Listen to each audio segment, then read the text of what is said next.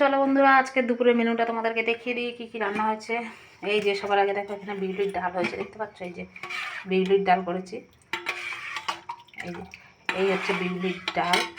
আর এখানে আছে কি বলতো, এটা হচ্ছে তিল বেটে টক করেছি কাঁচা আম দিয়ে, যেহেতু শুকনো আম নেই, তো আজকের হচ্ছে তিলের টক খেতে হয়, যেহেতু অম্বুবাচী লেগেছে, তো তার জন্যেই তিলের টক।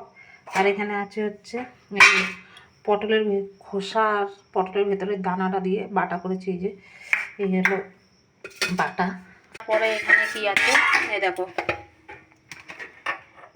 পটল আলু পেঁয়াজ দিয়ে পোস্ত করেছি। অম্বুবাচীতে পুজো দিয়েছি, মানে এই না যে নিরামিষ খেতে হবে, মানে তিলটা খেতে হয়, তার জন্যে একটু পুজো দিয়ে তো আমরা দিয়ে। আর এখানে হচ্ছে কুমড়ো ভাজা, এই যে দেখতে পাচ্ছ কুমড়ো ভাজা। আর এখানে আছে হচ্ছে এই যে কচুর শাক, এটাও আছে তিল দিয়ে খেতে হয়, তো কচুর শাকটা দেখছো ওপরে তিল ছিটিয়ে ভাজা করেছি।